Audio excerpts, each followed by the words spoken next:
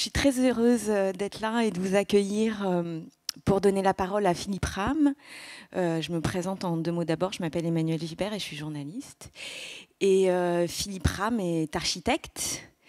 Vous avez un bureau à Paris. Vous êtes aussi enseignant à l'école d'architecture.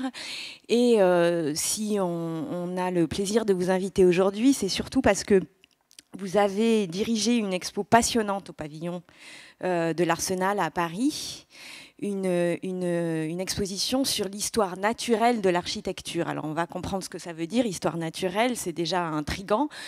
Cette exposition malheureusement est terminée, donc je ne peux pas vous inviter à aller la voir. En revanche, il y a un livre très approfondi et tout aussi passionnant qui porte le même titre et qui est édité par le pavillon de l'Arsenal. Je pense qu'il est en vente à l'Espace Librairie, j'imagine. Donc vous pouvez le trouver dès la sortie aussi. Voilà, un livre.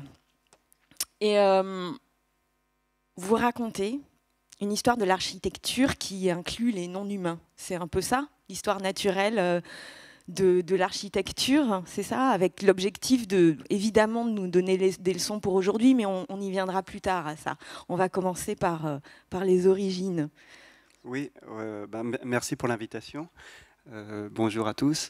Oui, effectivement, en fait, moi j'ai grandi dans une période qu'on a qualifiée de postmoderne, où l'histoire était avant tout, souvent il y avait des adjectifs après le mot histoire, c'était histoire culturelle ou histoire sociale ou histoire politique.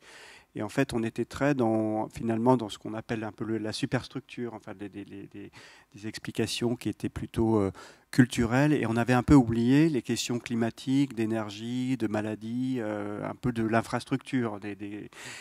Parce que ma thèse, en fait, c'est de dire que finalement le charbon et le pétrole nous avaient fait perdre, oublier en fait la difficulté d'accès à l'énergie autrefois. La difficulté de lever des pierres ou d'élever les températures pour brûler des choses. Et puis, parallèlement à ça, il y a aussi les antibiotiques et les vaccins qui ont fait qu'on a oublié aussi que, par exemple, en 1900, l'espérance de vie était encore de 40 ans. Alors qu'elle est passée à 80 ans à la fin du siècle. Donc on a doublé l'espérance de vie durant le XXe siècle. Et tout ça nous a fait perdre en fait la conscience, si on veut, de la présence du non-humain, la présence de ces infrastructures. Et aujourd'hui, on est confronté je ne sais pas si c'est un retour de ce matériel, mais en tout cas, il y a les questions climatiques, énergétiques, de maladies reviennent, et les outils symboliques ou culturels qu'on avait, que ma génération a eu, n'étaient pas très adaptés à ça, parce qu'on ne peut pas vraiment se battre contre le réchauffement climatique uniquement symboliquement. On doit à un moment donné faire des choses physiques ou biologiques, par rapport à ça. Donc c'est ça que j'ai essayé de présenter dans cette exposition.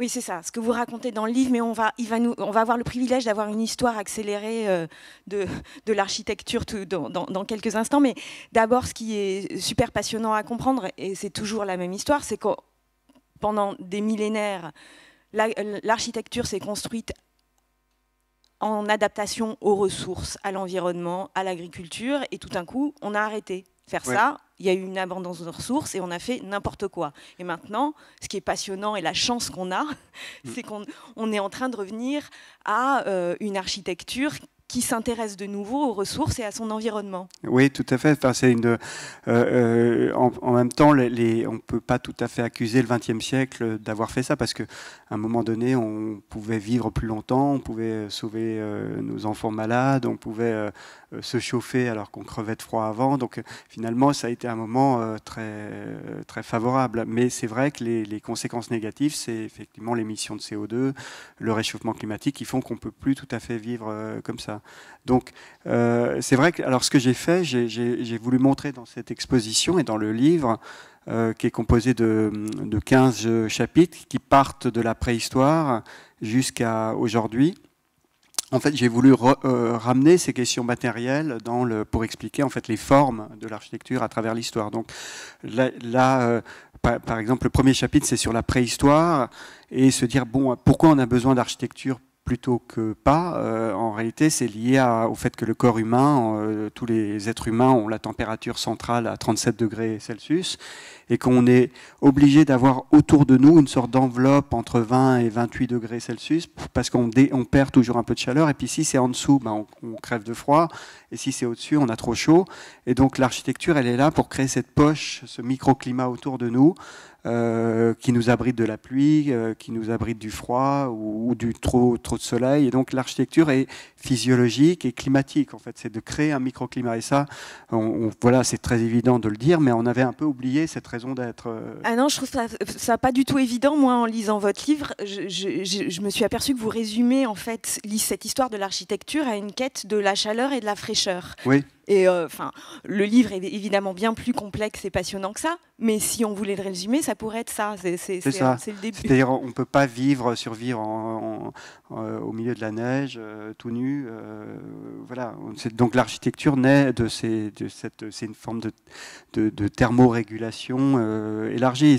Et c'est pas moi qui dis ça, on le trouve chez Vitruve, donc les premiers traités d'architecture dans la Rome antique, qui expliquent que la réunion des hommes autour du feu est à l'origine de l'architecture. Et un philosophe allemand, Peter Sloterdijk, récemment a parlé de thermosocialisme en disant que finalement l'invention de l'État, l'invention de la société humaine est liée au fait qu'on se réunisse autour d'un feu. D'accord, pardon, on a du mal à dérouler l'histoire, mais ça me fait penser, enfin, je retarde encore votre déroulé historique, mais on va y revenir, parce que ça me fait penser à une autre chose passionnante que vous soulignez, c'est que cette quête de la bonne température perpétuelle dans l'architecture et l'urbanisme, elle a organisé les liens sociaux.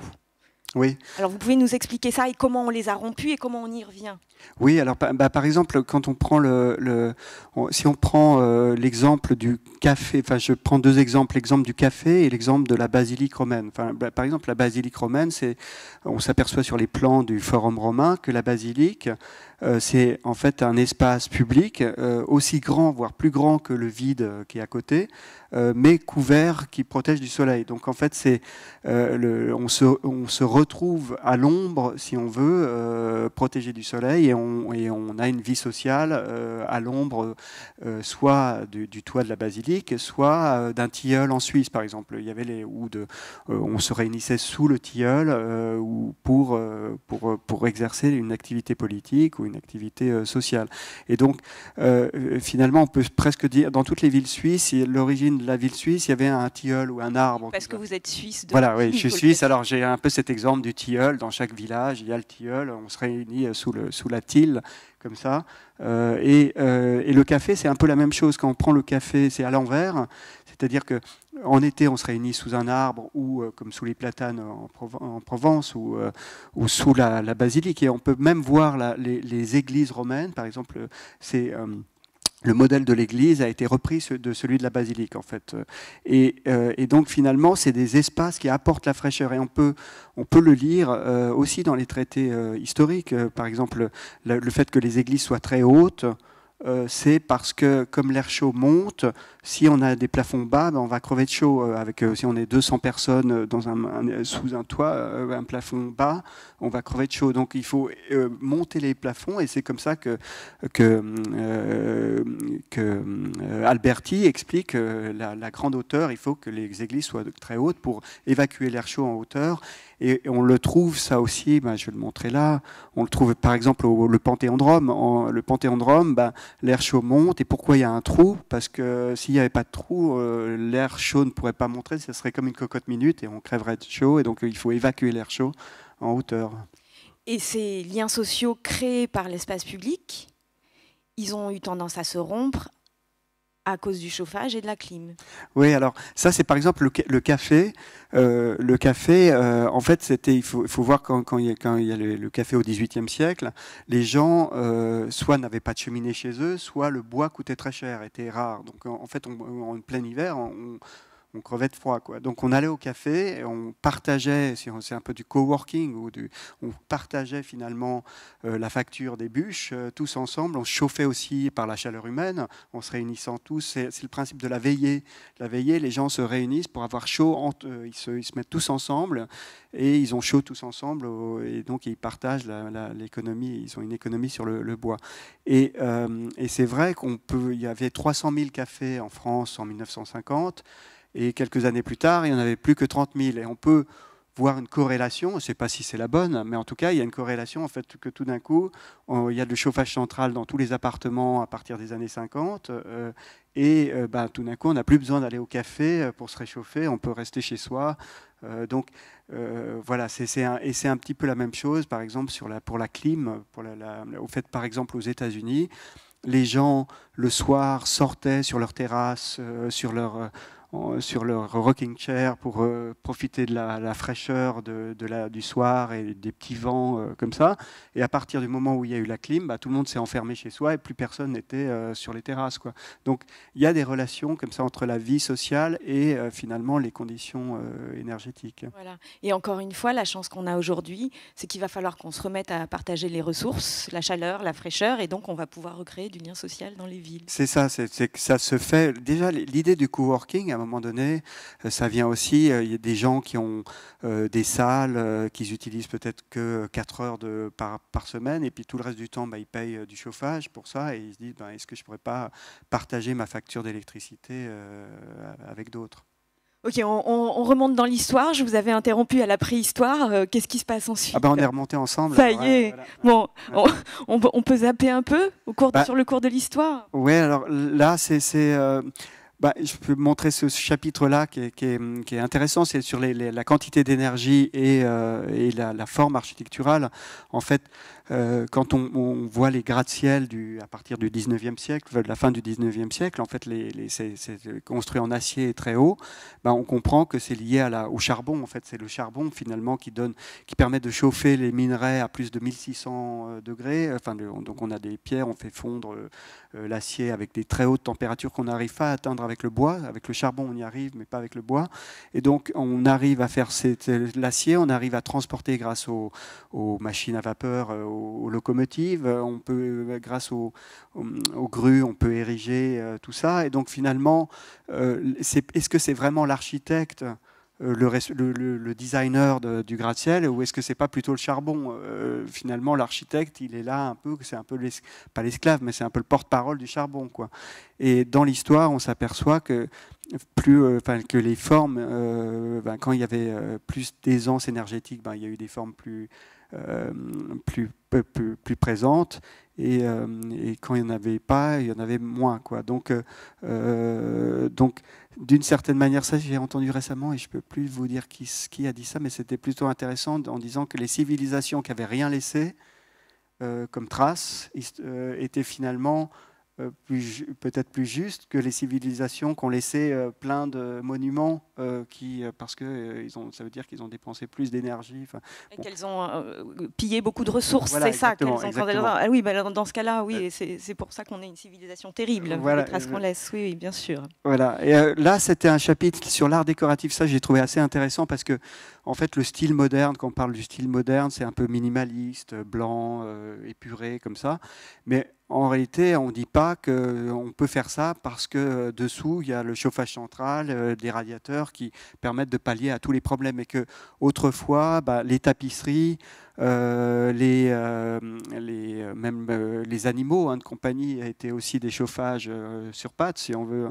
Mais les tapis, tout ça avait un rôle thermique pour améliorer le confort.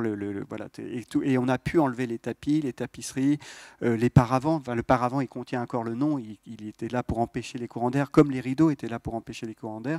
Et tout ça, on a pu l'enlever grâce au chauffage central et à l'air conditionné. Et c'est ça qui a fait le less is more, le style minimal qui est arrivé au début du XXe siècle. C'est ça, cette histoire de la décoration, elle est passionnante parce que c'est un énorme business aujourd'hui. On adore décorer nos appartements. Ça fait des émissions de télé qui ont un succès fou. Et en fait, vous racontez que tout ça, c'est une histoire, encore une fois, d'architecture et de ressources, et Oui. de chaleur et de fraîcheur. Si les tapis, la déco, les rideaux sont nés à un moment, c'était pas pour faire de la déco, c'était Non. pour se réchauffer, se rafraîchir, Ouais. Oui, le mot etc. décoratif, on a perdu son sens. C'était, si on veut, on avait le gros œuvre, et puis le décor, c'était, on mettait des tapisseries pour pas avoir froid, des tapis pour pas. Les églises étaient pleines de tapisseries, par exemple.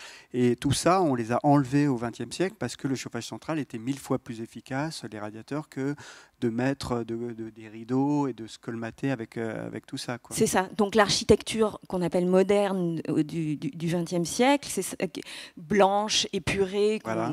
qui est formidable aussi et qu'on adore aussi aujourd'hui, elle est encore une fois liée Au à... pétrole, enfin à C'est ça. l'électricité, au pétrole. Enfin, c'est ça qui est derrière, qui fait qu'on a ce style-là. Et aujourd'hui, ce qui est étonnant, ce qui est intéressant aussi, c'est que on peut plus, depuis 1973, en fait, on peut plus avoir des façades simplement en briques. On est obligé de mettre de l'isolation thermique, hein, des laines de roche, de verre ou aujourd'hui de chanvre ou toutes sortes de matériaux qu'on a. Et ces laines, elles se sont plus on avance dans le temps jusqu'à aujourd'hui, plus elles se sont épaissies. Aujourd'hui, on doit avoir la RT, la régulation thermique 2012, elle demande à peu près 10 cm d'épaisseur de laine d'isolation thermique. En Suisse, on est plutôt à 20-25 cm pour être beaucoup plus efficace. Et en réalité, tout le monde prend ça comme des contraintes techniques, c'est des produits de l'industrie assez moches, comme ça. Mais en réalité, c'est le retour de la tapisserie. On n'y a pas pensé, mais c'est en fait l'isolation thermique jaune, moche, ou en plastique, enfin en styropor, ou comme ça, c'est en fait une nouvelle forme de l'isolation thermique qui revient parce que tout d'un coup, nos conditions, la quantité d'énergie dont on dispose n'est plus la même qu'au XXe siècle, quoi. D'accord, ce sont les tapisseries du Moyen-Âge, en fait. C'est ça. Ok. Et le blanc de l'architecture moderne, Oui. il prend aussi une importance grandissante aujourd'hui liée au climat, encore une Ouais, fois. alors ça, c'est un chapitre, peut-être, je crois que c'est après c'est en fait, c'est lié, effectivement, ça peut-être, je peux aller directement, je peux présenter ça déjà. En fait, c'est la relation à la maladie. Alors ça aussi, on a totalement perdu le sens. Maintenant, on l'a un peu retrouvé depuis à cause de l'épidémie, mais on avait perdu en fait le rapport à la fragilité du corps humain, si on veut, par rapport aux virus ou aux bactéries. Et donc, effectivement, la durée de vie en 1800 était de 30 ans. L'espérance de vie. Enfin, on pouvait espérer. Bien sûr qu'il y avait des gens qui vivaient longtemps, mais en fait, en 1800, un corps, lors de l'accouchement, l'enfant ou la mère mourait lors de l'accouchement. Et c'est seulement en 1830 qu'on comprend qu'en se lavant les mains, on ne contamine pas. Et c'est un médecin autrichien qui découvre ça totalement par hasard, qui fait que tout d'un coup, dans son service, 95% des mères restent vivantes après l'accouchement, alors que dans l'autre, elle meurt 1 sur 2 mourrait, quoi. Donc de là, en fait, on va commencer à améliorer en fait les conditions de survie, si on veut. Mais jusqu'à l'invention des antibiotiques, la découverte des antibiotiques, donc le premier c'est en 1923, donc c'est très récent, la pénicilline, et puis en 1943 il y a la streptomycine qui est découverte, qui était un antibiotique contre la tuberculose, qui fait que tout d'un coup, quand on est malade de la tuberculose, autrefois, enfin, disons j'exagère un petit peu, mais on avait une chance sur 2 d'y rester. Tandis que là, on prend pendant 1 semaine l'antibiotique et ça va très bien 1 semaine après. Donc, en fait, on a perdu complètement ce rapport au rapport à la maladie. Et l'architecture, en fait, elle a, depuis je dirais la Renaissance, mais et surtout aussi au XVIIIe siècle, elle a redécouvert cette relation à la maladie, parce que en cherchant des solutions à la fois architecturales et urbaines pour résoudre des problèmes de maladie. Parce qu'on pensait que la maladie était dans l'air. En fait, ça venait d'Hippocrate, Hippocrate avait une idée assez simple de dire que si on est malade tout seul, c'est parce que ce qu'on a mangé est mauvais. Si on est malade à 2 ou à 3 ou à 4, c'est que l'air est mauvais. Et si l'air est mauvais, il y a 3 possibilités. Soit il faut quitter la région, donc comme il y avait des épidémies de peste, donc on partait ailleurs, ou par exemple même à Paris, on allait à Saint-Germain-en-Laye. L'idée, le premier train entre Paris et Saint-Germain-en-Laye était, on allait à l'ouest parce que les vents nouveaux venaient de l'ouest, donc on allait là-bas et pour éviter les maladies, et donc on allait s'installer en villégiature. C'est d'ailleurs l'origine, hein, la maison de campagne chez les Romains déjà. On fuyait la chaleur en été, on fuyait les maladies en allant à la campagne. Ça, c'est la première solution. Et la deuxième solution était de changer l'odeur de l'air en faisant des feux, ou en parfumant l'air, ou en mettant les masques des médecins, comme ça, qui avaient des fleurs à l'intérieur. C'est pour ça qu'on voit beaucoup de fleurs dans les peintures au XVIIIe siècle, parce que c'est la bonne santé, les fleurs de Marie-Antoinette, on voit avec plein de fleurs. C'est parce que c'est pas un symbole de la bonne santé, c'est réellement la bonne odeur qui est la bonne santé. Tandis que chez le marquis de Sade, on est dans les souterrains, là où ça sent mauvais, et c'est la maladie qui est là, quoi. Donc l'architecture, on peut le voir ici, elle a joué un rôle par rapport à ça, en retrouvant en fait à la Renaissance des principes d'Hippocrate, et en faisant ces dômes comme ça, ces courants d'air, pour aspirer les miasmes, pour faire partir les miasmes. Par exemple, ça c'est un projet d'hôpital, mais c'est aussi l'hôpital de l'Hôtel-Dieu à Lyon, qui a un grand dôme, qui a une machine à aspirer l'air, à aspirer les miasmes pour faire partir. Donc les grands dômes, en fait, que ma génération, on a pris comme un symbole de prestige. Sur les bâtiments, on dit, en réalité, ils étaient conçus au XVIIIe siècle, à partir du XVIIIe siècle, comme des aspirateurs à miasmes et à maladies, à l'air mauvais qui était là. Oui, c'est extraordinaire. Et là, vous abordez un sujet qui nous concerne particulièrement cette année et depuis 2 ans, c'est le lien entre l'architecture et les épidémies. Et il y a un chapitre que vous consacrez dans votre livre à Haussmann et comment Haussmann a transformé Paris. Et on s'aperçoit que c'est complètement lié à des choses qui nous concernent vraiment encore beaucoup aujourd'hui, c'est-à-dire le climat, les épidémies et la sécurité. Bon, racontez-nous, parce qu'il y a beaucoup de parallèles à faire. Alors, la sécurité, je dirais, ça, c'est ce qu'on nous a raconté au XXe siècle, en fait, étonnamment. C'est-à-dire que moi, je fais partie, enfin j'ai étudié dans les années, à la fin des années 80, début des années 90, et on était dans cette période postmoderne. Et pour moi, Haussmann, on m'avait dit, Haussmann a fait les travaux d'Haussmann pour des... Est-ce qu'on peut raconter, pardon, pour commencer en quelques mots, ce qu'a fait Haussmann à Paris, parce que c'est pas forcément évident. Ouais. Alors, en fait, là, je vais montrer deux. Alors, je vais aller un peu plus en profondeur. Juste pour commencer, pardon, je vous interromps là-dessus, mais voilà, juste en quelques mots, comment Haussmann a transformé Paris. Alors, je vais montrer ça plus en profondeur. Alors là, c'est sur les parcs d'Alphand et d'Haussmann. La raison du fait qu'il y a des arbres sur les boulevards et qu'il y a les parcs, le bois de Boulogne, le bois de tous ces parcs. Et puis après, je vais montrer plus les travaux d'Haussmann, comme ça, si vous êtes d'accord. Alors, ouais. Non, allez-y. D'accord. Alors ça c'est sur la question de la nature en ville, et le fait que avec Haussmann, donc à partir de 1850 jusqu'en 1870, c'est là où il y a eu la grande période des grands travaux d'Haussmann. Il y a eu des parcs qui ont été construits, notamment le bois de Boulogne, le bois de Vincennes, et puis tous les petits parcs dans Paris, le parc Monceau, les buttes Chaumont, une multitude de parcs, et puis aussi toutes les mailles, les boulevards avec ces arbres dessus. Et donc, on peut se poser la question, pourquoi ils ont mis des arbres dans la ville? D'où ça sort, cette idée de mettre des arbres dans la ville? Alors, pour comprendre ça, il faut remonter au XVIIIe siècle. Et bon, ça, c'est des images un peu un peu des villes d'avant qui étaient où. Alors, ça, c'est un historien qui dit ça. En fait, jusqu'en 1950, si on veut, jusqu'à l'arrivée des antibiotiques et des vaccins, il y avait toujours plus de morts dans les villes que de naissances. En fait, c'est-à-dire que les villes grandissaient uniquement par les gens de province qui venaient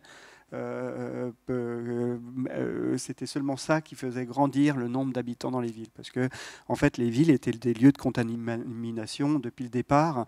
Dès l'origine des villes, on dit que les chasseurs-cueilleurs étaient assez peu malades parce qu'ils ne se croisaient pas beaucoup, ils étaient très dispersés sur le territoire, tandis que les villes, c'est lié au commerce aussi, lié à la réunion des animaux et des humains ensemble, a créé les premières épidémies.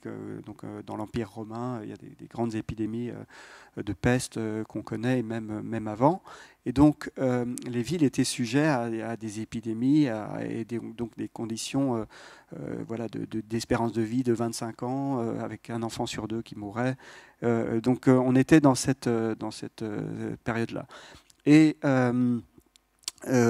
alors, en fait, selon les théories grecques, en fait, on pensait qu'il y avait cette compréhension de la physique, du monde, avec ces 4 éléments, le feu, l'air, l'eau et la terre. Et donc, on croyait, selon Hippocrate, que c'était l'air qui était responsable des maladies.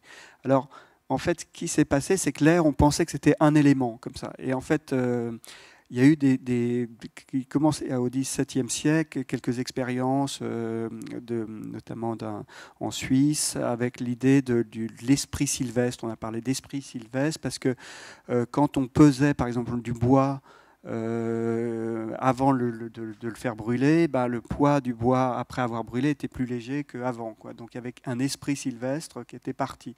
Et cet esprit sylvestre, c'est Joseph Black, un chimiste anglais en 1850, qui identifie, si on veut, le CO2, qu'on n'appelle pas encore CO2 à l'époque, on appelle l'air fixe, parce qu'il est fixé dans le charbon, fixé dans le bois, comme ça. Et il s'aperçoit que cet air fixe, en fait, est responsable de on va le voir là, est responsable de la mort dans les expériences. Quand ils analysent, ils mettent des souris sous des coupoles comme ça, et quand ils regardent le gaz ici, donc voilà, dans là, il n'y a plus que du CO2. Et en fait, le CO2 tue les souris, tue les humains et éteint les bougies, quoi. Alors, ce qui s'est passé, c'est que donc on disait que le CO2, ça pouvait être finalement l'air méphitique, ça pouvait être le responsable des maladies. Il y avait une partie dans l'air qui était finalement responsable, qui étaient les miasmes, qui pouvaient être responsables, et on l'a identifié avec Joseph Black et Joseph Priestley en 1870, que ça pouvait être cet air fixe, le CO2, qui était responsable de ça.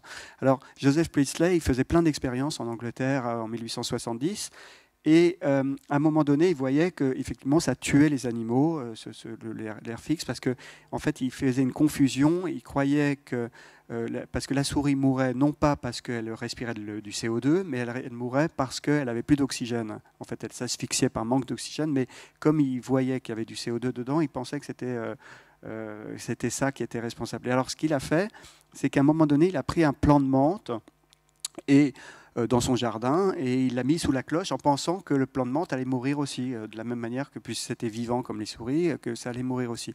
Et en fait, il l'a oublié, on raconte ça, et 3 mois plus tard, il redécouvre son plant de menthe donc, sous cette coupole de verre, qui est toujours en pleine forme, quoi. Et il fait des expériences en mettant des souris, et les souris survivent à l'intérieur de ça. Et donc, c'est la découverte majeure de la photosynthèse, du cycle du carbone, et c'est ça qui dit, en fait, la nature nous offre un outil pour régénérer l'air et pour nous faire survivre. Et donc, il faut planter des arbres, il faut garder les arbres, mettre la végétation. Et toute l'idée qui apparaît au XIXe siècle part de ça, part de cette découverte-là. Et donc, c'est pour ça qu'Haussmann a fait des grandes avenues, notamment, mais en fait, ça explique largement la structure actuelle de Paris avec des grandes avenues, des arbres. Et ça explique tous les grands arbres, parce qu'en fait, ce qui s'est passé, c'est qu'il y avait en Angleterre, ça a commencé en Angleterre, en fait, en 1830. En fait, ils ont commencé à faire des villes pleines d'arbres, comme ça. Et notamment, le premier parc public, c'est le parc Victoria, à Londres. C'est 30 000 Londoniens qui ont fait une pétition en demandant la création de parcs, parce qu'à Londres, on vivait 10 ans de moins qu'à Bath, où il y avait une ville en Angleterre où il y avait beaucoup d'arbres.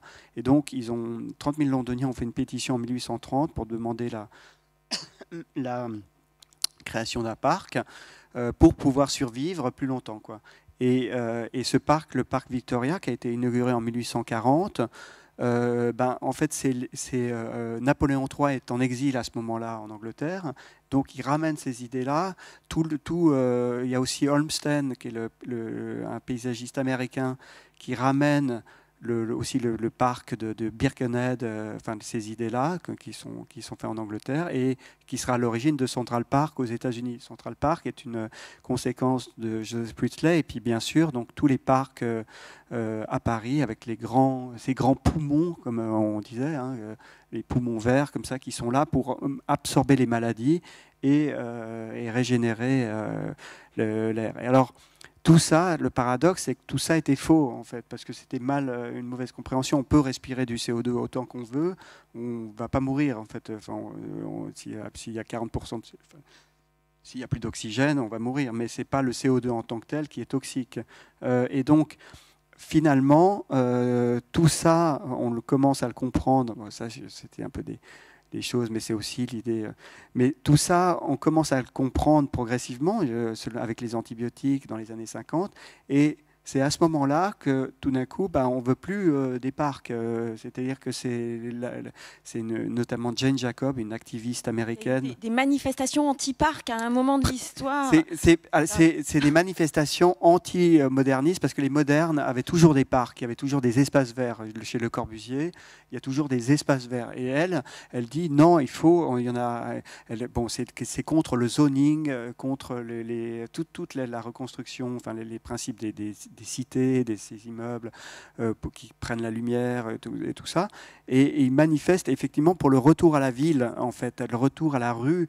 Et c'est ça qui fait qu'on arrête de construire des immeubles perdus dans la campagne, des grands immeubles, des bars et des tours, et qu'on commence à partir des années 1980 à revenir habiter dans les rues, à remettre avec les trottoirs.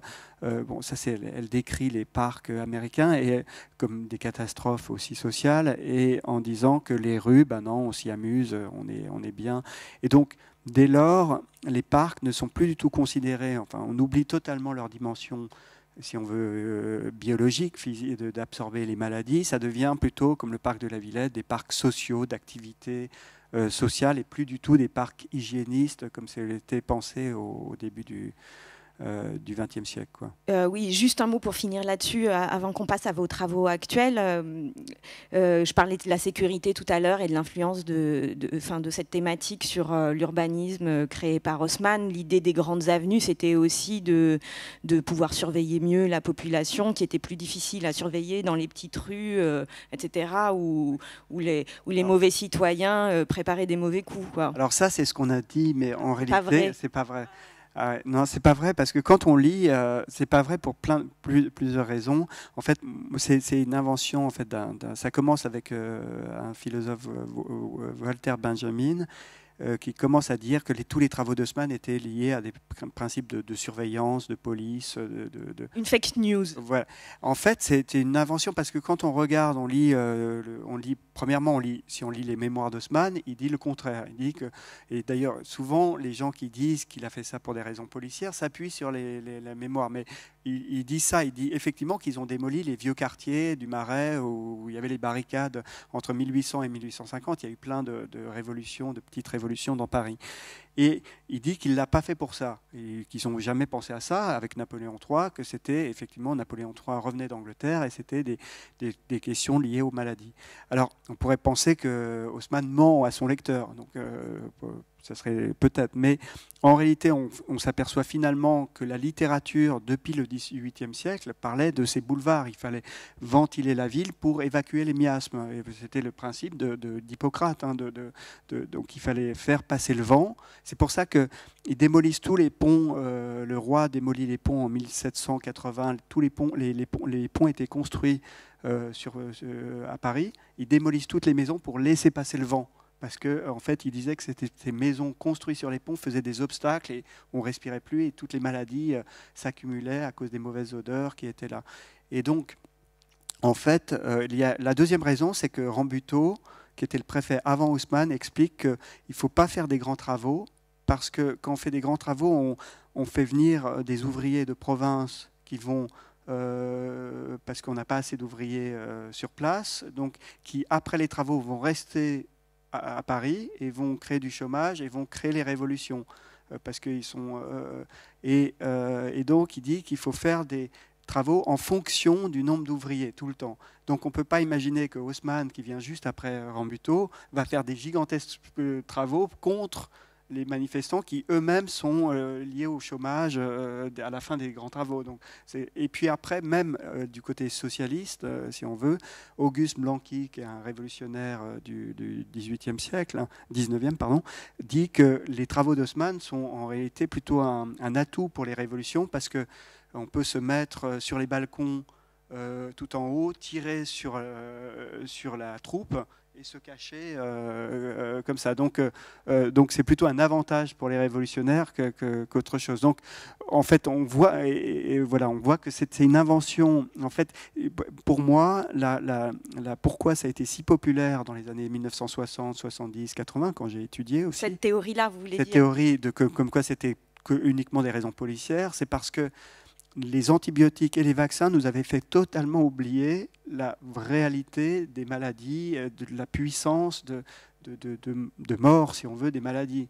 Parce qu'en fait, on n'arrivait plus à comprendre que des raisons médicales pouvaient être à l'origine de transformations urbaines. On était persuadé que ça devait être uniquement des raisons sociales, politiques, culturelles, qui étaient toutes les infrastructures climatiques, sanitaires avaient disparu au profit de superstructures. D'accord, on commençait à couper notre histoire de celle du vivant. C'est ça. En la liant purement à des phénomènes sociaux et Exactement. non plus à des phénomènes naturels. Voilà. C'est passionnant et aujourd'hui, on se remet à créer une architecture et une histoire de l'architecture, évidemment, enfin ce qui sera une histoire bientôt liée à l'air, aux maladies. C'est ce que vous faites, vous, très concrètement, à Taïwan notamment. Et vous écrivez une chose magnifique dans votre livre. Vous dites « L'architecture dessine les pleins, elle devrait dessiner les vides ».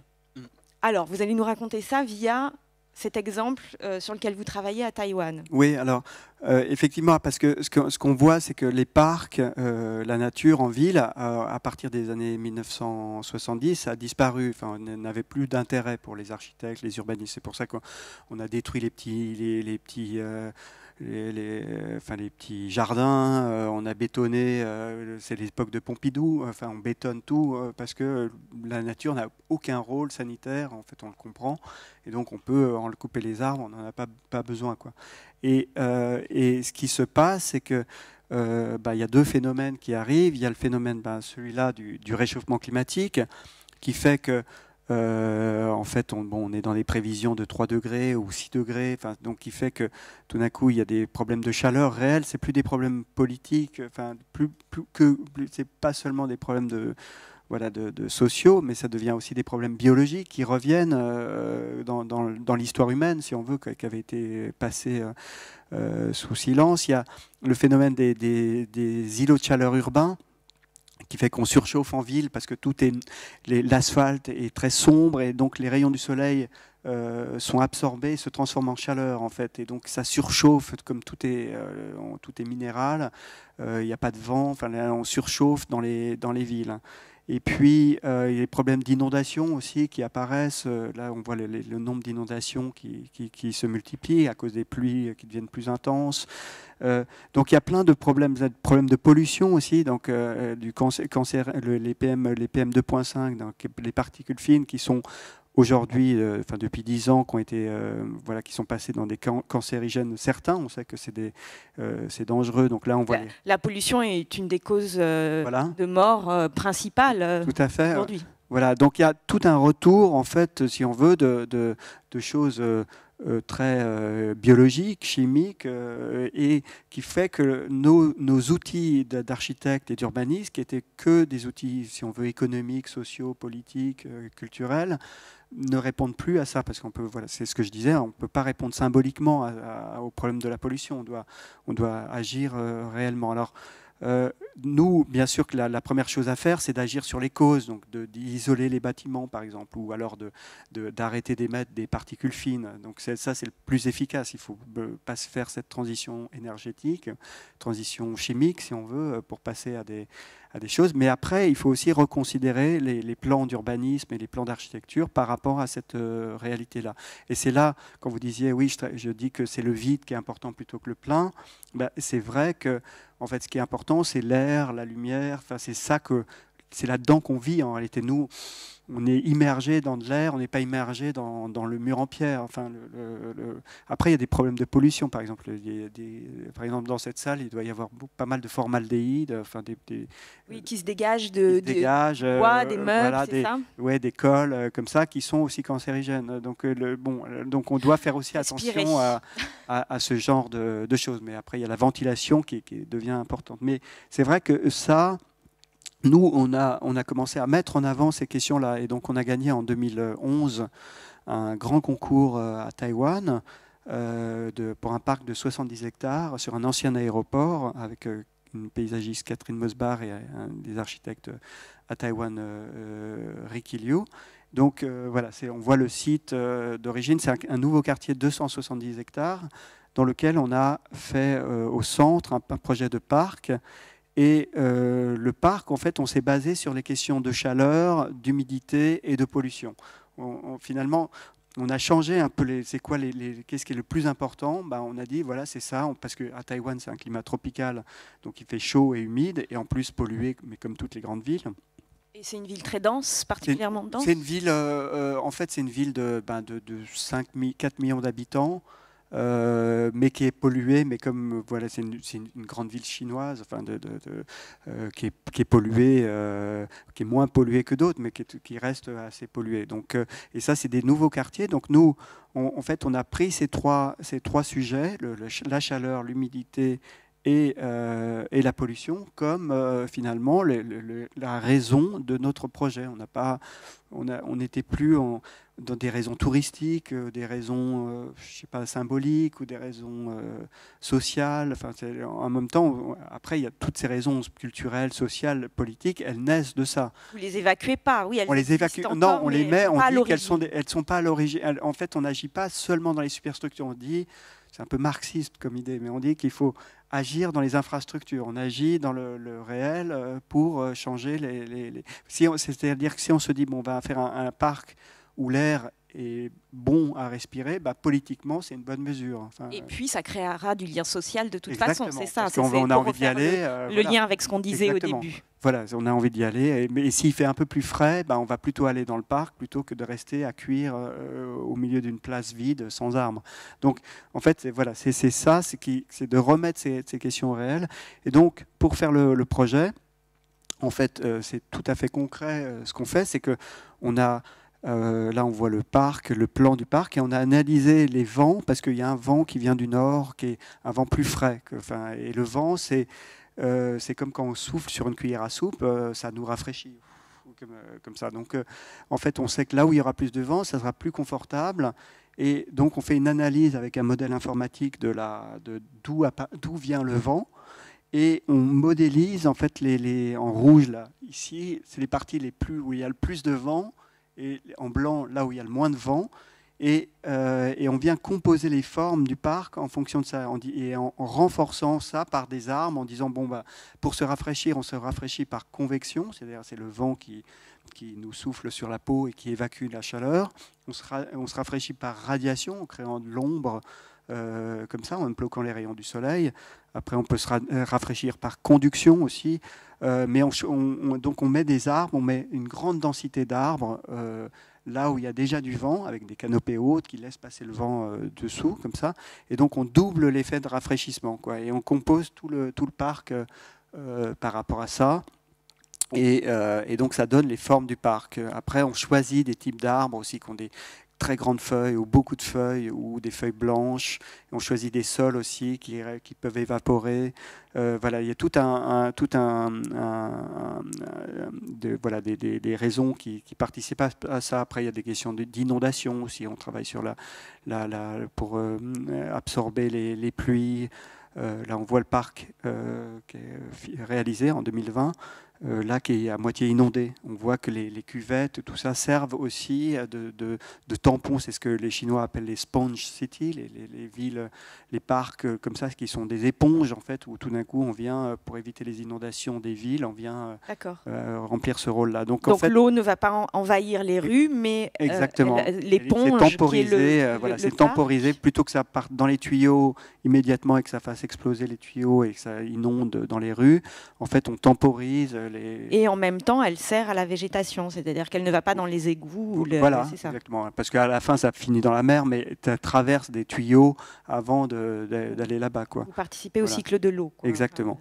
Et ça, donc finalement, c'est toutes ces questions réelles. Enfin, en philosophie, il y a un peu un courant qui s'appelle le nouveau réalisme. C'est toutes ces questions réelles. Nous, on travaille sur ces questions réelles. Voilà, là, par exemple, on choisit des sols très drainants. Donc c'est voilà, pour que quand il pleut, l'eau s'infiltre très rapidement et ne commence pas enfin, on déminéralise si on veut les sols dans certains endroits. Et puis après, la dernière partie, c'est sur la pollution, où voilà, on crée. Ça, c'est aussi le côté social qui suit. C'est pour ça que il y a cette formule, le climat suit la fonction suit le climat, ou la forme suit le climat. C'est-à-dire, on modélise d'abord le climat, on trouve la forme du parc, puis après la fonction. Parce que là, par exemple, plus on est éloigné des routes, aussi en fonction des vents, on va placer les lieux pour les enfants le plus à l'abri du bruit et de la pollution, quoi. Donc voilà, on cartographie les endroits les moins pollués pour mettre les jeux pour enfants. Et en plus, on met en place tous des arbres qui ont la capacité de coller les PM2.5, parce que soit c'est un peu résineux, soit c'est des feuilles ducheteuses qui, dans les poils... les particules, donc les PM2. Voilà, exactement. Donc il y a un choix aussi précis comme ça d'arbres par rapport à ça, et puis qui forment les parcs. Et puis finalement, ces trois couches, donc sur la chaleur, l'humidité et la pollution, se superposent et créent des microclimats qui font que y a des endroits, par exemple, si à midi, au mois de juillet, quand on crève de chaud, on peut se mettre à l'endroit le plus frais, mais au mois de décembre, même s'il peut faire 20 degrés ou 22 degrés toujours à Taichung le 21 décembre, on peut se mettre quand même au soleil, parce qu'il y a des endroits qui, comme tout fonctionne par gradation, par superposition de tout ça, on crée des microclimats différents, quoi. On a envie d'y aller, il est terminé, c'est ça? Oui, il est terminé. J'ai quelques photos là à la fin. Voilà, on voit. C'est combien d'années de travail, ça? En réalité, on a gagné le concours il y a 10 ans, pile. Parce que j'ai reçu une note de Facebook. Bon, il faut que je vous interrompe là, même si on a envie de se télétransporter là-bas et que vous nous racontiez plus, parce qu'il y a sûrement des questions dans la salle, ou peut-être même depuis Internet. Oui, est-ce qu'on a un micro pour...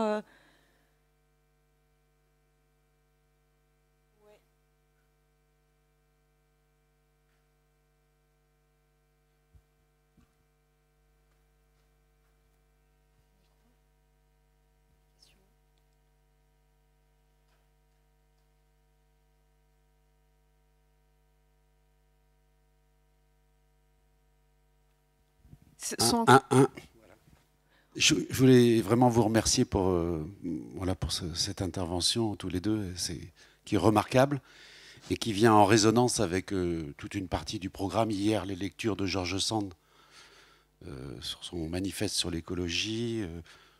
Tout à l'heure, en clôture, le film Eiffel. Voilà, et puis le film First Co ensuite, l'arrivée de la première vache pendant la conquête de l'Ouest. Mais là, vous venez peut-être de répondre à une question importante que Jean-Pierre Bibring a posée hier. Jean-Pierre Bibring, qui est un grand astrophysicien qui travaille sur Philae, Rosetta, en disant il y a 50% du monde, en gros, qui a besoin d'énergie.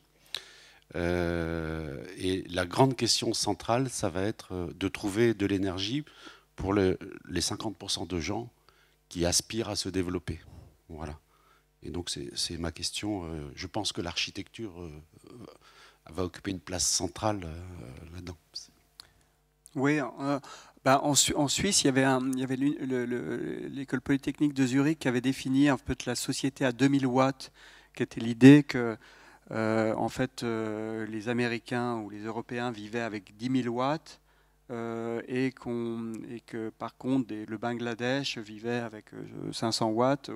Et donc il fallait au niveau mondial arriver sur ce chiffre de 2000 watts, c'est-à-dire baisser la consommation en Europe ou aux États-Unis pour arriver là. Et puis par contre, dans des pays où il y a moins d'énergie, pouvoir monter à ces 2000 watts, quoi. Donc il y avait ce principe-là que ça pouvait être soutenable, le monde pouvait être soutenable avec ces 2000 watts. Mais là, par exemple, dans le projet de Taïwan aussi, c'est intéressant de... On a fait par exemple des gigantesques canopées de panneaux photovoltaïques là, de 10 000 mètres carrés en fait, qui deviennent des lieux où il y a des paysages un peu en dessous. Et là on se dit il y a trop de soleil parce que le soleil est trop intense en fait, donc on ne peut pas rester sous le soleil, on est obligé de se mettre à l'ombre. Et trop de soleil finalement on l'utilise pour faire autre chose, c'est-à-dire qu'on peut vivre avec moins de soleil, mais prendre trop de soleil pour la nuit ou pour faire fonctionner comme production d'électricité, quoi. Donc voilà, c'est aussi cette utilisation dans chaque lieu de l'énergie aussi qu'on peut trouver sur place par la géothermie, par le solaire ou par le vent. C'est ça, le but du jeu, c'est de créer des technologies qui ne puisent pas dans les ressources, augmentent notre confort. Oui. Résoudre cette équation-là. Comment on peut augmenter notre confort, c'est-à-dire se protéger de l'excès de chaleur, voilà, tout en ne puisant pas de façon excessive dans les ressources, et au contraire créer de l'énergie dans ce cas-là, qui est un exemple merveilleux. Et c'est comme ça que nous et les pays qui veulent accéder au confort auquel nous, on a eu droit pendant si longtemps, peuvent accéder aussi. C'est cette équation-là qui est l'objectif, quoi, dans l'architecture et dans tous les domaines, finalement. Il y a la réduction. En fait, la chose, c'est que aujourd'hui, encore 85% de l'énergie consommée au niveau global proviennent des énergies fossiles. C'est pour ça en fait, qui émettent du CO2. Donc, en fait, la transition énergétique, ça serait que 100% des énergies consommées ne proviennent plus des énergies fossiles. Mais bon, c'est compliqué de faire cette transition immédiatement, bien qu'avec la pandémie, on a vu qu'on pouvait prendre des décisions beaucoup plus rapides. Mais les gens parlent de 20 ans, 30 ans pour cette transition, parce qu'il faut amortir aussi des investissements et puis des technologies qui ne sont pas tout à fait là. Mais à partir du moment... Alors c'est pour ça qu'on est d'abord obligé de réduire la consommation d'énergie. Et c'est ça, quand on isole le bâtiment, quand on met de l'isolation thermique ou si on met du double vitrage à la place du simple vitrage, eh bien, on peut consommer 8 fois moins d'énergie dans le bâtiment. Donc, tout d'un coup, on va consommer 8 fois moins de pétrole, ou de charbon ou de fuel au niveau global parce qu'on isole mieux les bâtiments. Donc, c'est ça, si on veut, l'isolation thermique des bâtiments, c'est le premier moment, la réduction d'énergie, c'est le premier moment de cette transition. Et puis, en même temps, il faut développer les énergies renouvelables. Et puis après, on pourra utiliser autant d'énergie qu'on veut. Une fois qu'on a, c'est une chose un peu compliquée politiquement.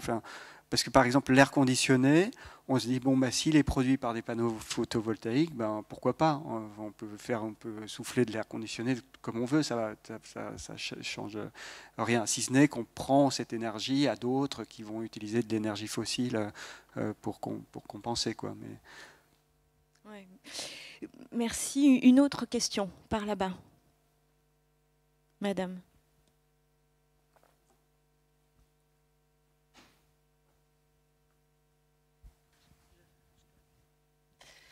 Bonjour, merci pour votre exposé. Je voulais juste reprendre, vous poser quelques questions par rapport à l'exposé sur Taïwan. Donc vous mentionnez que la nature joue des différents rôles écosystémiques en fait, avec un grand travail sur la lutte de l'îlot chaleur urbain, ou en tout cas du confort thermique, la gestion durable de l'eau, le choix aussi sur... qu'elle joue un rôle aussi dans les pollutions. Moi, ma question, c'est, peut-être que vous ne l'avez simplement pas évoqué, mais quel est aussi son rôle dans le maintien de ce qu'on appelle la nature ordinaire? Et moi, ma question, c'est sur... Pardon, je ne sais pas ce que c'est la nature ordinaire. La biodiversité. La biodiversité, voilà. C'est la biodiversité dite ordinaire qui s'effondre aussi actuellement et qui est bien présente en ville et qui joue un rôle. Donc évidemment, il y a la place de l'homme qui est prépondérante, mais il y a aussi basiquement cette question de l'effondrement de la biodiversité en ville. Et du coup, dans toute cette nature, enfin en gros ce vert, moi ma question dans le travail des urbanismes qui m'interroge, c'est comment vous hiérarchisez toutes ces fonctions. Est-ce qu'à un moment, j'imagine que votre donneur d'ordre, enfin votre mode d'ouvrage vous dit je veux arriver à que vous mettiez 0%, je ne sais pas, de l'eau au réseau. Est-ce que c'est ça qui vous guide? Ou est-ce qu'à un moment, comment vous faites votre hiérarchie? Quelles sont vos cibles? Comment vous arrivez à vous dire je veux arriver à tel et tel degré? Et c'est vrai que moi, d'une approche un peu plus peut-être écologique, des fois j'ai l'impression que l'approche est paysagère, elle ne répond pas nécessairement à une...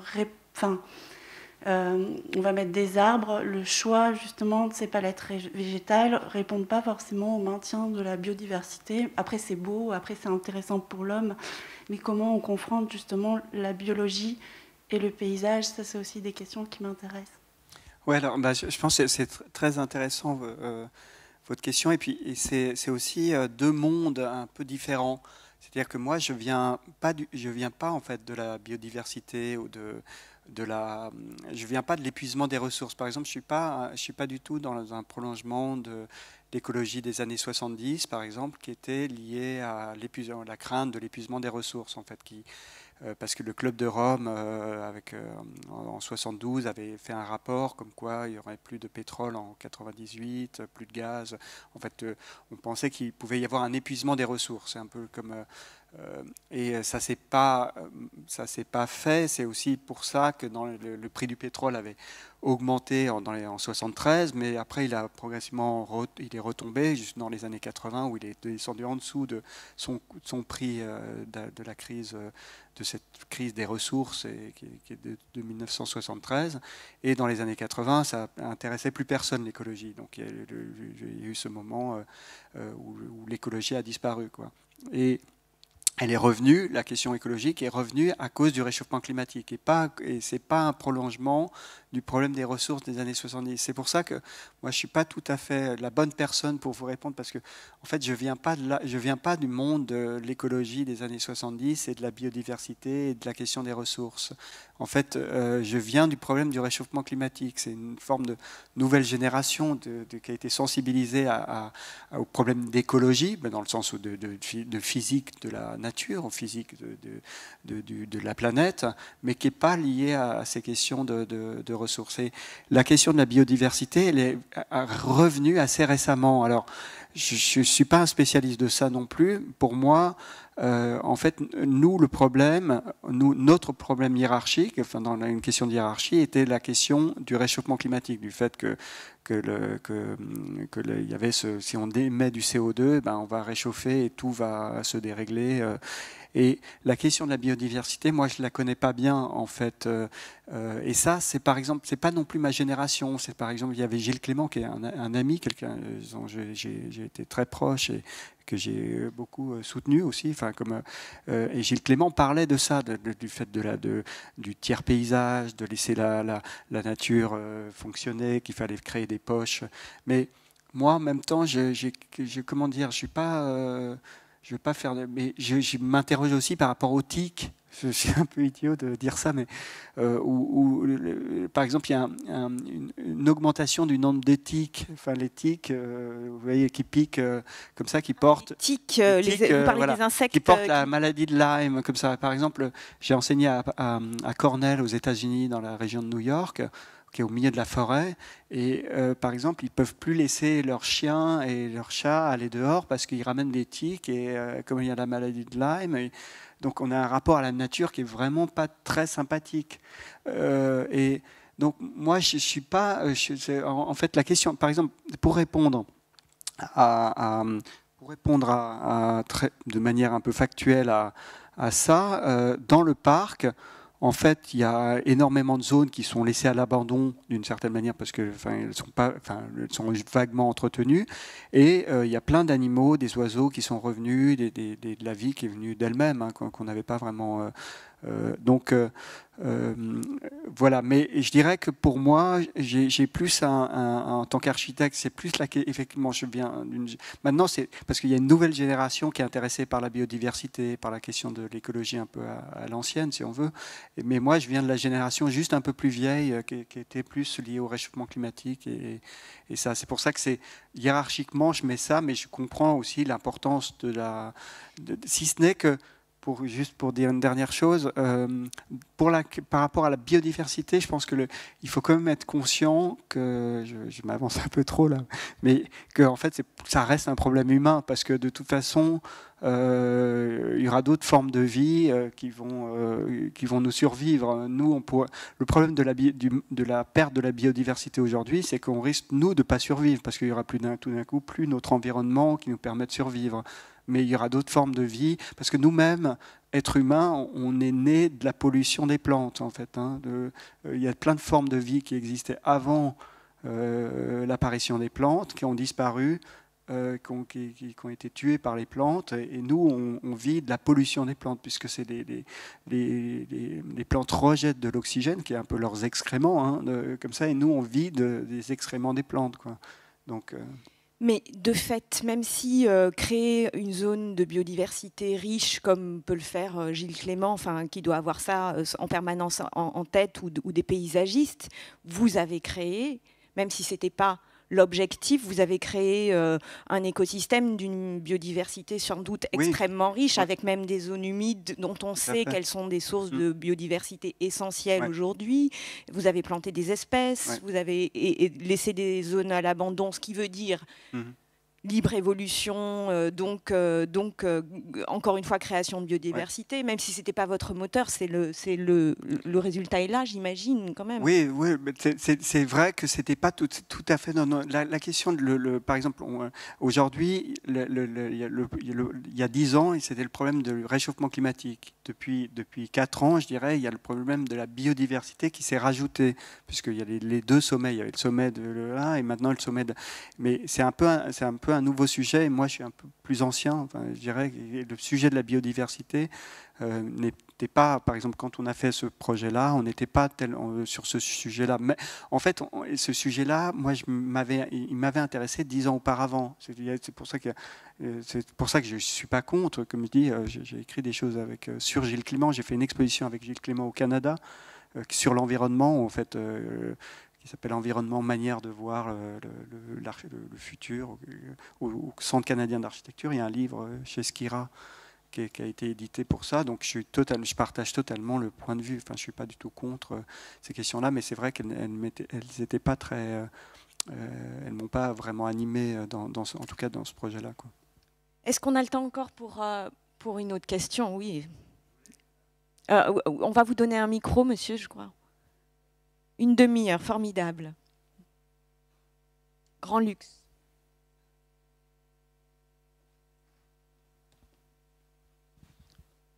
Oui, bonjour. J'ai été adjoint pendant 3 mandats ici à Courbevoie. Et c'est pour ça que je suis ici ce matin. C'est passionnant et vraiment merci d'être venu. Je voulais vous rapporter une petite anecdote qui date d'environ une quinzaine d'années. Ça intéressera l'architecte. C'est que le groupe Nexity, sans doute pour valoriser son image éthique, avait décidé, il avait choisi Courbevoie qui s'intéressait beaucoup à l'environnement. Bon, la preuve, c'est ici qu'a été fait ce festival, pour faire un immeuble bio. Et ils avaient consacré toutes les techniques à leur disposition à ce moment-là pour que tout soit vraiment au top. C'est-à-dire qu'ils avaient même mis au point un ciment, un béton qui utilisait moins d'eau, de façon à économiser l'eau. Ils avaient bien calculé la hauteur de terre pour implanter non seulement des grands arbres, mais qui permettrait de recevoir toute l'eau plutôt que de la mettre à l'égout. Ensuite, pour donner de l'humidité, ils avaient calculé qu'en cas de grande chaleur, il y avait 3 degrés qui étaient gagnés. Les parquets, ils avaient choisi le bambou parce que c'est un bois qui se renouvelle très, très rapidement et qui est résistant, qui a des qualités. dans les cuisines, naturellement, il y avait d'emblée de quoi trier. Il y avait des cellules photovoltaïques qui éclairaient les parties communes. Ils ont eu des grandes difficultés pour l'eau, pour les WC, parce qu'ils voulaient récupérer l'eau de pluie et le mettre. Ça a été interdit au niveau de la préfecture, etc. Et finalement, en mettant un colorant dans l'eau, ça a été autorisé parce qu'ils avaient peur sans doute que les gens boivent l'eau dans la cuvette des WC, etc. Et toute cette démarche avait augmenté de 7% le coût de l'immeuble. Et pour que ça se vende bien, ils avaient aplati leur marge de façon à ce que ça soit le même coût qu'un bâtiment ordinaire.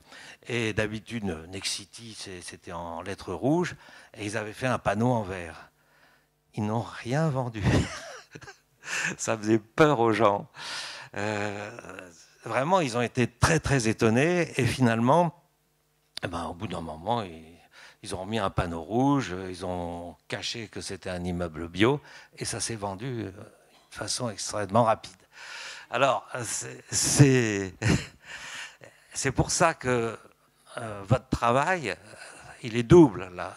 Non seulement vous étudiez vraiment les choses d'une façon extraordinaire, mais en plus, vous venez donner une formation pour que les habitants aussi aient une culture de l'environnement. Alors ici, ça nous paraît naturel, mais il y a encore du travail à faire. Et juste avant de m'arrêter, je voulais faire une toute petite remarque. Vous avez raison, on peut respirer 40% de CO2, il n'y a pas de problème, mais je ne voudrais pas que les auditeurs partent avec cette idée que ce n'est pas dangereux, parce que ce qui se passe dans un poêle à charbon, c'est que ça donne du CO2, mais aussi du CO, monoxyde de carbone. Et le monoxyde de carbone, il fait une liaison avec l'hémoglobine, qui transporte l'oxygène, plus solide qu'avec l'oxygène. Et c'est pour ça qu'on meurt par manque d'oxygénation aussi, et c'est pour ça que c'est mortel. Ouais. Et dernière anecdote, c'est que notre prof de toxicologie, je suis pharmacien, nous avait raconté que, alors c'était il y a plus longtemps, c'est que le flic qui faisait avec son bâton blanc la circulation dans le carrefour, combien de temps il pouvait rester à respirer dans les embouteillages. Ouais. Et alors il y avait assez peu il y avait des tas de cochonneries, du NO2, mais il n'y avait pas trop de CO, monoxyde de carbone. Mais en fait, il n'a rien compris. Il était là comme expert. Et il y avait des courbes aberrantes. C'est-à-dire que c'était au moment de la pause que le monoxyde de carbone faisait une pointe extraordinaire. Et finalement, il s'est aperçu que celui qui était en pause, il allait se tirer une petite cigarette. Et du coup, il y avait un pic de monoxyde de carbone qui se liait donc à l'hémoglobine, qui privait l'organisme d'oxygène. Et c'est aussi un des aspects de la cigarette de tabac, de la cigarette qui est dangereuse pour l'organisme. Je m'arrête. Oui, mais c'est ce qui est intéressant. Par exemple, il y a deux autres phénomènes. Par exemple, il y avait eu parce que quand on brûlait du bois ou du charbon, il y avait la suie qui partait avec, et puis les particules fines. Et la suie avait deux conséquences aussi, c'est que il y avait par exemple, ça obscurcissait les ciels en Angleterre. Donc les ciels étaient noirs de charbon, qui faisait que il y a des descriptions qui ne voyaient plus le soleil, c'est le smog aussi, ce qu'on appelait le smog comme ça, qui faisait que les rayons du soleil ne traversaient plus, et donc il y avait énormément de cas de ce qu'ils appelaient le English disease, qui était le rachitisme. En fait, ils n'avaient plus l'ultraviolet, donc les enfants grandissaient avec un manque d'ultraviolet, de rayons du soleil sur la peau, qui faisait qu'ils étaient en carence, parce que on a besoin d'UV pour faire la synthèse de la vitamine D et le calcium, qui faisait qu'il y avait plein d'enfants rachitiques comme ça. Et donc ça faisait partie des maladies qui étaient présentes très fortement en Écosse, dans toutes les villes anglaises, qui est une conséquence en plus du fait qu'on brûlait du charbon. Et donc, c'est pas le CO2 ni le CO ici, mais c'est effectivement la suie, les particules émises lors de la combustion, la mauvaise combustion des feux, quoi. Exactement, j'en parle dans le livre. Et tous les cabs anglais, les gens étaient avec des impairs noirs, les taxis n'étaient pas en noir, comme ça, parce que c'était déjà pré-pollué, si on veut. Moins salissant. Le noir n'est pas salissant, c'est bien connu. Une question encore ? Par là-bas, madame.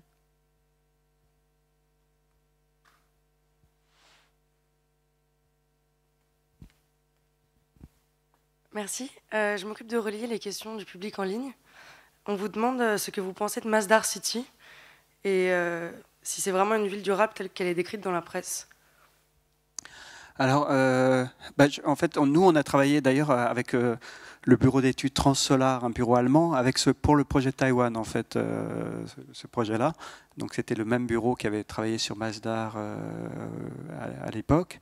En fait, Masdar, en quelques mots, vous nous... Masdar, c'est une ville. Alors, c'est un projet donc à Abu Dhabi, je crois, ou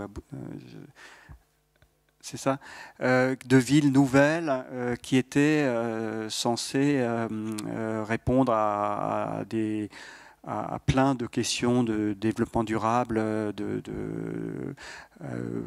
voilà, qui contenaient des... Ville verte idéale. Ville verte idéale, mais c'est un projet assez ancien, d'il y a 20 ans. Et je sais qu'il est abandonné aujourd'hui. Enfin, j'ai vu des photos où il n'a pas été réalisé comme il devait se réaliser. Je ne sais pas exactement quelles sont les raisons.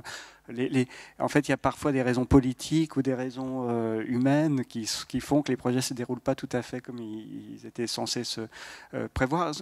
Par contre, sur Masdar, ce qui était intéressant, parce que moi j'avais appris aussi avec les gens de Transsolar, c'est que, en fait, nous, par exemple, dans ce projet à Taïwan, on peut utiliser le vent comme rafraîchissant parce que il vient du nord et sa température est inférieure à 32 degrés. Tandis que tant que c'est inférieur à 32 degrés, quand ça passe sur la peau, ça a toujours un effet rafraîchissant parce que ça enlève l'excès de température qui arrive sur la peau, comme quand on souffle sur sa peau.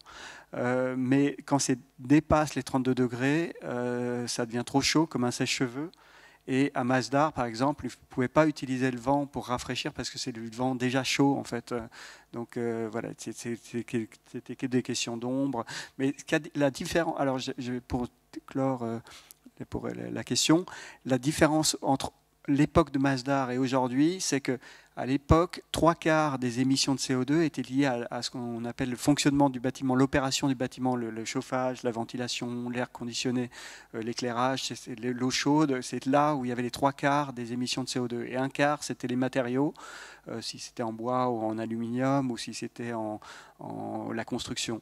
Et aujourd'hui, comme on est arrivé à beaucoup des meilleures performances au niveau de l'énergie du bâtiment grâce à l'isolation, grâce à des meilleurs...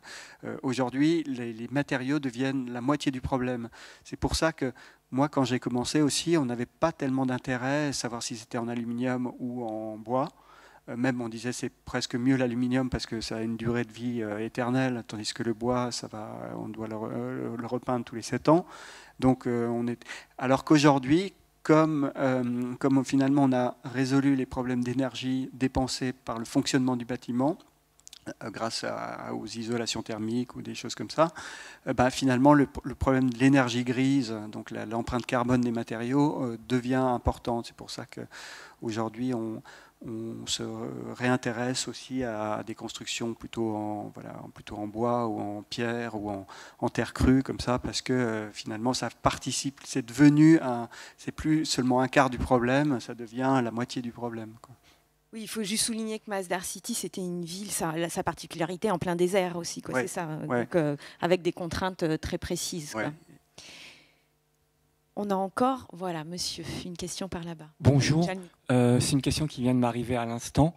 Vous avez beaucoup parlé de l'air, du climat, des conditions météorologiques. Et tout d'un coup, je voulais savoir si vous aviez englobé une réflexion autour du son dans la construction de votre projet. Et comme vous faisiez référence à Sloterdijk, je sais qu'il, par rapport à ça, il a aussi développé des choses. Alors sur le son, en fait avec mes étudiants, on a travaillé. Enfin, j'ai travailler parce que souvent de nos étudiants, par exemple, de travailler sur la chaleur ou l'air ou le son, comme ça, et d'analyser les phénomènes physiques, le choix des matériaux par rapport si c'est absorbant ou pas. On a gagné en fait un concours pour la Maison de la Radio à Paris pour refaire le centre de la Maison de la Radio, le cœur de l'immeuble de la Maison de la Radio, pour en faire un espace public. Et là, on s'est pas mal penché sur ces questions-là, de savoir est-ce que effectivement comment on peut intégrer le choix des matériaux, la position des choses par rapport au son. Et j'ai fait aussi un autre projet de théâtre à un moment donné pour diminuer, par exemple, dans les rues. En fait, on sait qu'en acoustique, quand on a deux murs parallèles, en fait, le son il est piégé, si on veut, et il rebondit éternellement comme ça, quoi. Et donc, ça amplifie la chose. Alors, c'est pour ça que les acousticiens ils disent il faut décaler juste un mur pour que le bruit il parte comme une boule de billard ailleurs, quoi. Et donc, on avait proposé dans des rues à cause des voitures qui sont très sonores, de se dire on pourrait faire la façade, la bouger comme ça, ou ne plus être parallèle, et puis pour que le son ne soit pas piégé, et pour améliorer la qualité acoustique de la rue quand on se promène dans la rue, pour pas être dans le bruit des voitures piégées comme ça. Donc ouais, c'est des décisions, c'est des choses intéressantes. Je dirais que ça m'a un peu moins intéressé que le réchauffement climatique et des choses qui me semblaient plus fortes, plus urgentes comme ça. Mais par contre, les logiques de mettre en place des paramètres physiques, d'étudier de manière scientifique, si on veut ça je trouve ça tout aussi passionnant. Ouais. Est-ce que dans votre question, il y avait celle de la pollution sonore aussi, qui est quand même et du bruit dans les villes, qui est quand même aussi un sujet majeur? Ouais, alors moi j'ai fait un petit peu des choses, mais je peux pas dire que j'ai fait un projet totalement sur ça. Mais est-ce que, par exemple, quand l'air circule mieux, le bruit est atténué, ou c'est absurde de dire ça? Non, parce que c'est absurde, parce que c'est des ondes qui traversent, qui ne sont pas liées à. Enfin, c'est pas du tout les mêmes logiques. Non, parce que c'est des ondes directes qui vont cogner sur comme ça. C'est plus comme la lumière en fait. D'accord. Ça suit. Par contre, c'est exactement comme la lumière. Le son, il suit les trajets de la lumière. Okay. Comme ça donc. Ok. Encore une question? Oui. Une question d'internet alors? Oui, exactement. On vous demande si dans vos nouveaux bâtiments, vous intégrez le cycle de l'eau pour récupérer l'eau de pluie et arroser les parties communes, comme les jardins, et si elle est utilisée pour les toilettes. Oui, oui. Enfin, dans tous les projets, on propose ça, ouais. Aujourd'hui, de récupérer l'eau de pluie pour les toilettes. Et en Suisse, aussi ça se fait, ouais, mais même en France, enfin, ce principe-là d'utiliser l'eau pour l'arrosage et les toilettes, ouais. Ouais. D'accord, donc double circuit, vous prévoyez, ça veut dire que vous prévoyez un double circuit de l'eau dans l'immeuble, un pour récupérer, un pour l'arrivée de l'eau propre, et un pour récupérer les eaux grises qui vont aller aux toilettes, etc. Donc ça se diffuse. Oui. Mais c'est ce que disait monsieur, c'est parfois un peu plus cher, enfin au départ, mais après il y a des amortissements, parce que bon, là, il faudrait que je vérifie un peu où sont les chiffres exacts aujourd'hui, mais autrefois, on disait qu'on paye peut-être un peu plus cher au départ, l'isolant thermique ou des choses comme ça, mais après, c'est amorti, on commence à faire des économies d'énergie au bout de 7 ans.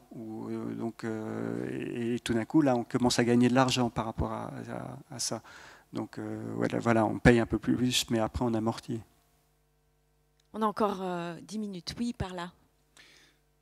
Bonjour, merci pour votre intervention. Excusez-moi, je m'entends au casque.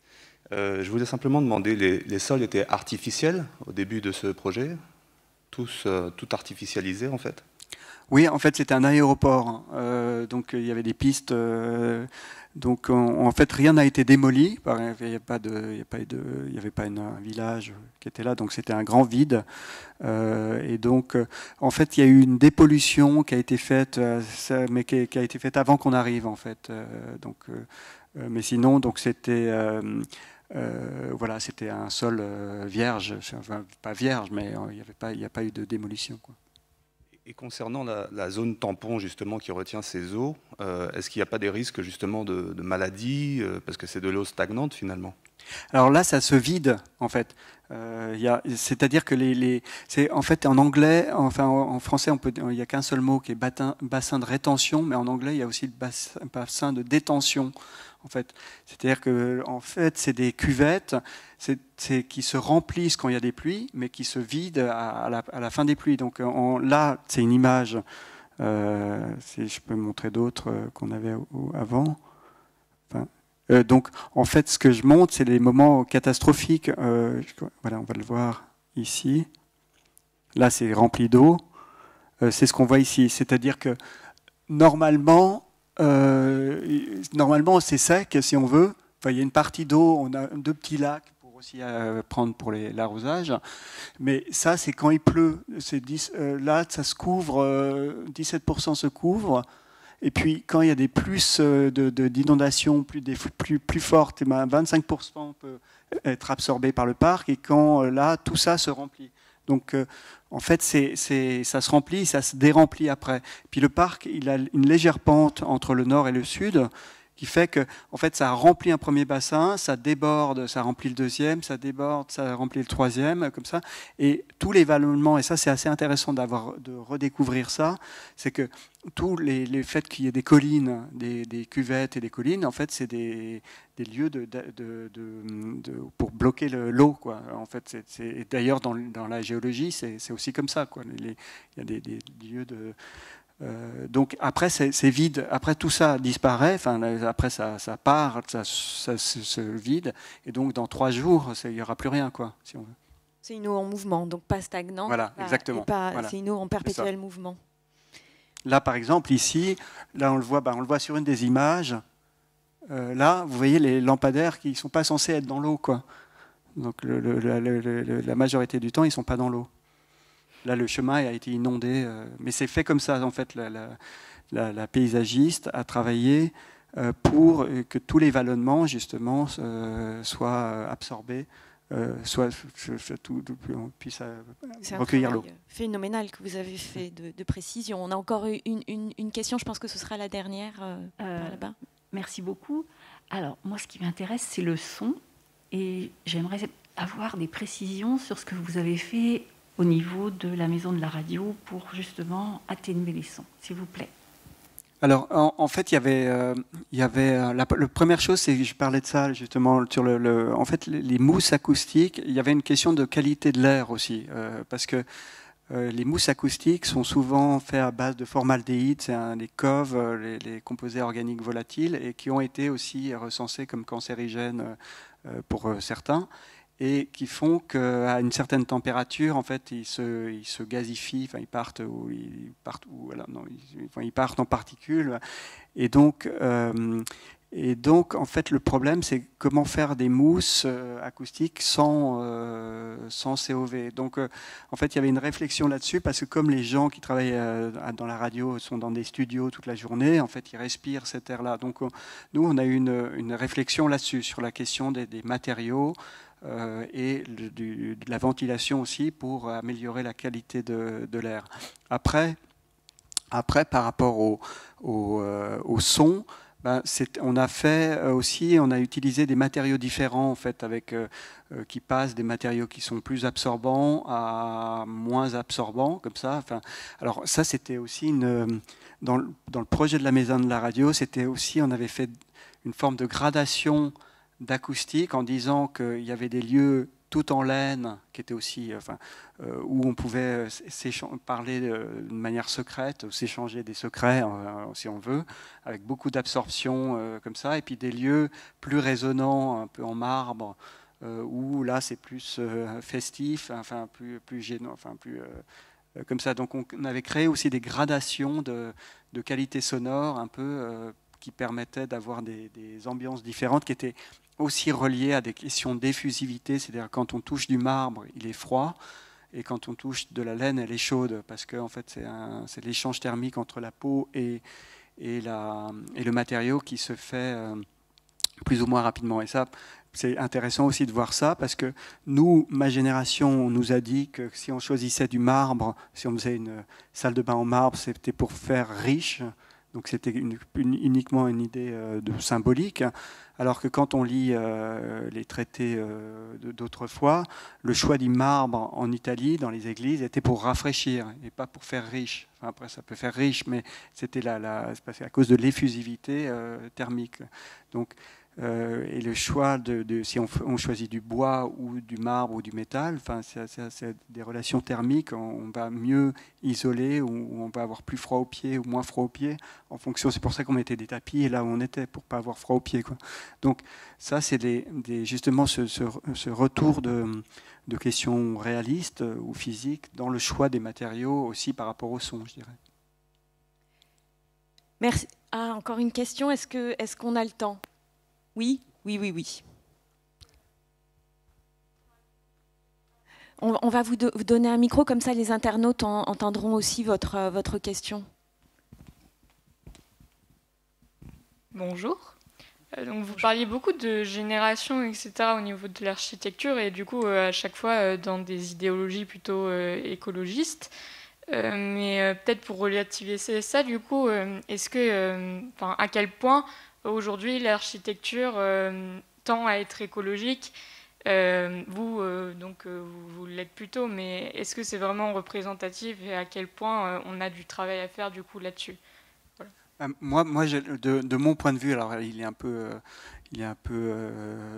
peut-être pas totalement général, mais de mon point de vue, en fait, tout a changé là en 5 ans. C'est-à-dire que aujourd'hui, tout le monde aime le bois, la pierre, tout le monde se soucie de ces questions-là, et tandis qu'il y a 5 ans, tout le monde aimait encore le béton.